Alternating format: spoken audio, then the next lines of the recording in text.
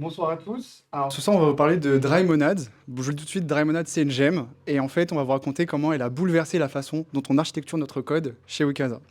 Alors, avant de commencer, avant de vous expliquer c'est quoi une monade, on va vous expliquer à quel problème ça répond. Donc, imaginons, dans un monde complètement factice, j'ai un service object qui s'appelle Update User Service, qui définit une seule méthode, qui prend donc en argument un user ID, des attributs, et qui ne fait que deux choses. Premièrement, trouver l'utilisateur et le mettre à jour. Ce code-là, il fonctionne, c'est trop bien. Sauf qu'en fait, moi, je ne sais pas vraiment ce qui se passe quand j'appelle ce service-là. Est-ce que la méthode échoue parce que je retourne false parce que l'utilisateur n'a pas été trouvé, ou est-ce que c'est l'update qui s'est mal passé? Donc, ayant besoin de cette information, j'ai fait évoluer mon code pour un truc affreux en dents de scie, où du coup, j'ai une première condition pour retourner un hash avec une clé success message, et dans la deuxième partie de mon code, je fais plus ou moins la même chose avec la valeur de retour de update. À la base, je voulais juste donner plus d'informations à mon contexte appelant, et en réalité, je me retrouve avec un code horrible qui n'apporte pas grand-chose au métier. Et donc, du coup, c'est là que interviennent les monades. Alors, la grande question, mais qu'est-ce que c'est une monade? On va voir ça tout de suite. Bah, c'est ça. C'est une abstraction qui facilite la gestion des séquences d'opérations en les enveloppant dans un contexte spécifique, permettant ainsi de les composer de manière claire et modulaire, tout en gardant une gestion centralisée des effets collatéraux. Et là, normalement, vous êtes comme moi, vous comprenez rien. Donc, très simplement, qu'est-ce que c'est une monade? Bon, bah, c'est une structure de données avec un état. Ça va pas plus loin. C'est par exemple une array qui est entourée d'un état fini, donc success ou failure. Si je reprends mon code de tout à l'heure, je peux très innocemment remplacer du coup mes hash par des failures ou par des success. Mais en réalité, ça, c'est utiliser que seulement 10% du potentiel de Dry Monads. Alors, oui, donc comme Hugo vous l'a très bien expliqué ce que c'est une monade, ici il utilise success et failure qui sont donc des objets qui viennent de la gem dry monad. Ces objets sont déjà super pratiques en soi parce qu'ils viennent avec tout un tas de méthodes qui permettent de vérifier un peu l'état de la monade. Donc par exemple, failure point d'interrogation si c'est une failure, success point d'interrogation si c'est pour vérifier si c'est un succès. Et on peut aussi extraire la valeur de la monade avec la méthode value point d'exclamation. Alors ce qu'il faut savoir, c'est que value point d'exclamation, sur une failure, ça fait raiser une erreur. Donc c'est une méthode à utiliser si vous attendez que ce soit un succès. Mais si vous n'êtes pas sûr si c'est un succès ou une failure, vous pouvez utiliser value or, qui est en fait une méthode qui va avoir une valeur fallback, où soit on extrait la valeur de succès, soit, si c'est une failure, on retourne la valeur fallback. Donc ça, c'est pour success et failure, qui, en passant, sont des results. Mais Dry Monad propose d'autres types d'objets. Il propose en fait aussi la monade maybe. Alors maybe, c'est quand vous avez un objet, vous ne savez pas s'il y a quelque chose ou s'il n'y a rien, en gros. Donc c'est comme ça. Tant qu'il y a quelque chose comme valeur pour maybe, ça retournera somme. Donc si, par exemple, vous avez comme valeur un symbole, bah, ça retournera somme avec ce symbole. Pareil pour un array, un hash, un integer, bref. Et en fait, ce qui est bien avec ce somme, c'est que, pareil, c'est un succès. C'est considéré comme un succès. Et donc, comme c'est considéré comme un succès, on va pouvoir, pareil, extraire la valeur avec value, point d'exclamation. Ça va répondre à success, failure comme un success et une failure, comme un result. Et si vous voulez travailler à la place de maybe sum, si vous voulez travailler avec un succès, vous pouvez transformer ce sum en success avec la méthode toResult. Et donc comme on a cependant là maybe sum, quand il n'y a rien, et que donc c'est maybe nil, ça va retourner un autre objet qui est none. None, ben, c'est l'autre pendant, donc none c'est une failure aussi. Comme sum est un succès, none est une failure. Donc pareil, il va répondre à success failure, à ces méthodes-là. Et pareil, si on veut travailler avec une failure et pas avec none, on peut utiliser toResult pour nous retourner une failure.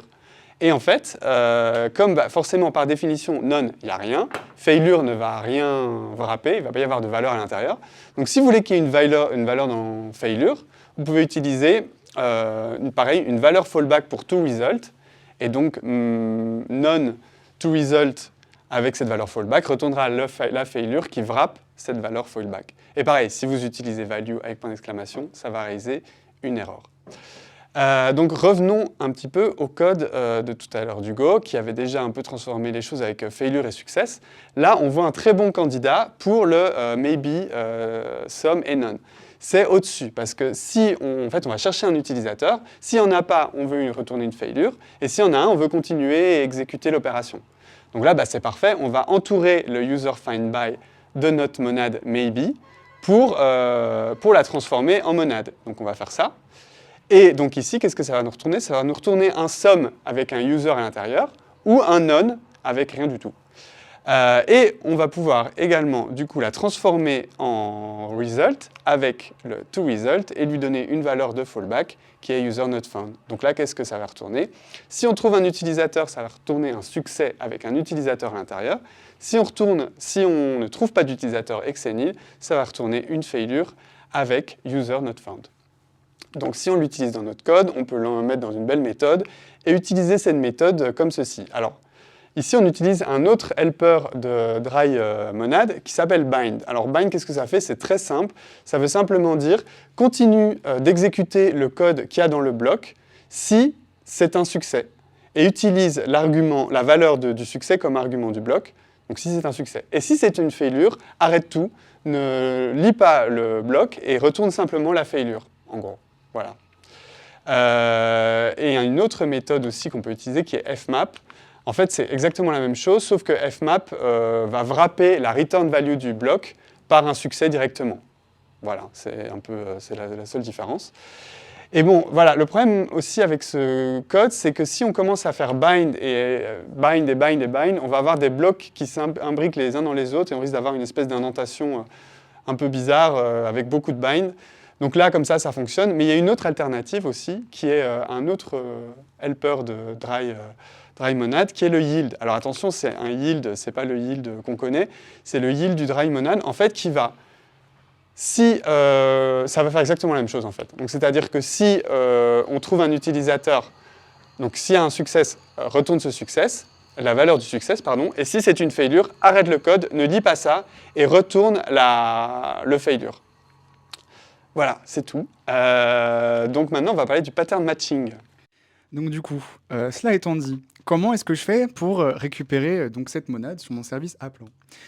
De façon assez naïve, en fait, on pourrait imaginer un scénario où je vais décaler du coup mon code en dents de scie, non pas sur mon service appelé, mais du coup dans mon code appelant, où là du coup je vais pouvoir gérer la réponse avec un gros if-else suivi d'un gros if-else-if.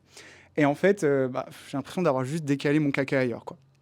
La réalité, c'est que si on regarde dans la documentation, il y a une solution toute propre qui est suggérée pour ce genre de cas-là, c'est le pattern matching. Donc le pattern matching, c'est une fonctionnalité propre à Ruby qui est parfaitement exploitée grâce aux monades, puisque du coup, ça nous permet de pouvoir comme caster en fait la réponse en fonction de ce que ce service-là nous retourne. Donc ça peut être un succès avec n'importe quoi à l'intérieur, mais qu'on va décider d'appeler un user, une failure avec un message déterminé, etc. Et dans chaque cas, exécuter l'action qui du coup est nécessaire derrière ça. Maintenant qu'on sait faire ça, en fait, on peut passer à l'étape d'après. C'est-à-dire que là, on a abstrait des fonctions, maintenant on va abstraire des classes, et du coup, on va mettre en place des chaînes de responsabilité. C'est vraiment le truc qui nous a fait clic chez Wikasa, parce que ça nous a permis de mettre en place des playbooks. Donc, admettons que tous nos services retournent des monades. En fait, c'est super bien, parce que si j'appelle mon service A, puis mon service B, puis mon service C, en fait, c'est super simple, parce que du coup, j'ai juste à mettre tous mes services du coup, dans une liste, faire une petite boucle, et en fait, grâce au mot-clé yield, si un service retourne une failure, en fait, on va arrêter l'exécution ici, et on va la retourner. Mais en cas de succès, je retourne le succès par défaut. C'est une méthode qui est super connue, le Railway Oriented Programming, où en fait, j'aurai toujours deux tracks, le track de succès, le track de failure, et en fait, à chaque instant, j'ai un petit test pour savoir si je passe dans le track d'en dessous pour arrêter l'exécution du code. Et donc, du coup, comment ça se manifeste? Dans mon service appelant, je vais pouvoir, du coup, utiliser ce qu'on a vu plus précédemment, le pattern matching, et en fait, sans vraiment savoir d'où provient l'erreur. Et donc, du coup, je vais pouvoir extraire cette monade-là pour agir en conséquence. Et donc, du coup, si on revient sur cette définition, est-ce qu'elle ne fait pas sens maintenant? Une monade, qu'est-ce que c'est? C'est une abstraction qui facilite la gestion des séquences d'opérations en les enveloppant dans un contexte spécifique. Donc, comme on a vu, success, failure, ça permet de les composer de manière claire et modulaire, comme on l'a vu via des fonctions ou via des classes et la chaîne de responsabilité. Et ça nous permet de gérer de façon centralisée tous les effets collatéraux, via notamment le pattern matching. Maintenant que c'est clair pour vous, on va pouvoir diguer un peu les impacts que ça a eu chez Wikasa. Et oui, donc maintenant qu'on a implémenté ça chez Wikasa, on a relevé quelques impacts déjà très voyants, on en a déjà relevé 3. Premièrement, nos contrôleurs et nos jobs ont commencé à se réduire et sont devenus tout fins. Pourquoi? Parce que maintenant, les contrôleurs et les jobs, ils ne font qu'une seule chose, c'est appeler un service. Ce service, il va retourner un succès ou une failure. Et en fonction du succès ou de la failure, notre contrôleur, il va render quelque chose. Donc pour vous montrer un petit peu un exemple, ici c'est un peu un contrôleur un peu bloated qui détruit des cartes de crédit. Alors vous voyez que d'abord il va un peu checker si on peut le faire, donc si c'est valide, le removal est valide. Ensuite il va aller chercher la carte de crédit. S'il y a une carte de crédit, il va la supprimer et ensuite il va updater tous les bookings qui ont cette carte de crédit là. Et après, seulement après avoir fait tout ça, il va render la réponse. Et à toutes les étapes, il peut y avoir un problème, hein, comme on le voit, et il va render une erreur. C'est-à-dire que ça peut ne pas être valide, le removal ne peut ne pas être valide pour une raison X ou Y, on peut ne pas trouver la carte de crédit. Dans ce cas-là, il faut aussi render une erreur, ou il peut se passer un problème quand on update les bookings. Donc dans ce cas-là, il faut aussi render une erreur qui sera à chaque fois différente. Donc maintenant, à quoi ça ressemble maintenant? C'est comme ça. C'est-à-dire que notre contrôleur, notre endpoint plutôt, va faire une seule chose, il va appeler un service. Ce service va retourner une monade, success ou failure, et en fonction du succès ou de la failure, grâce à un autre objet de la dry monade qui s'appelle result matcher, en fonction du succès ou du failure, il va pouvoir render une response et utiliser la valeur de ce succès, ou render une failure et utiliser la valeur de la failure, en sachant que dans tous nos services, en général, quand il s'agit d'un contrôleur, le failure va retourner un symbole qu'on va nous-mêmes utiliser dans une traduction, comme clé de traduction. Donc on va pouvoir render l'erreur à l'utilisateur. Donc c'est super pratique. Ça, c'était pour le premier point. Le deuxième point, on a remarqué que c'était plus simple de travailler entre collègues et surtout entre squads, parce qu'on n'est pas obligé tout le temps. De toute façon, on ne sait pas toujours ce que fait notre collègue. On n'est pas obligé de le savoir en détail. On sait en tout cas que les services qu'il est en train d'écrire et que les miens, ils vont toujours retourner des succès et des failures. Donc ça nous permet un peu de nous adapter en conséquence et de mieux travailler sur des projets communs. Enfin, troisième point, on s'est rendu compte en fait qu'utiliser les monades, ça nous aidait beaucoup dans notre bataille de tous les instants qui est de supprimer les callbacks d'Active Records. Et en fait, pourquoi? Parce que si vous regardez ici notre Credit Card Controller, le Update Bookings Payment Method, ça pourrait typiquement être un callback, c'est-à-dire un truc before destroy, Credit Card, Update Bookings. Si on décide de supprimer le callback et de le mettre là, ça va gonfler un contrôleur qui est déjà assez complexe. Tandis qu'en fait, dans notre deuxième cas, en fait, comme on a un service qui va lui-même appeler des services et en fait, on va avoir une chaîne de responsabilité, on va pouvoir plus facilement insérer le Update Bookings Payment comme service en plus, en fait, dans cette chaîne de responsabilité. Et on va pouvoir donc se débarrasser du callback plus facilement. Voilà, c'est tout pour moi. Voilà, merci de nous avoir écoutés.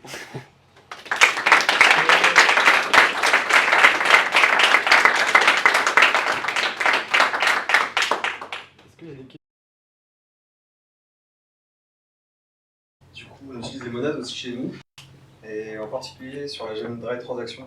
Donc je suppose que vous l'avez exploré aussi.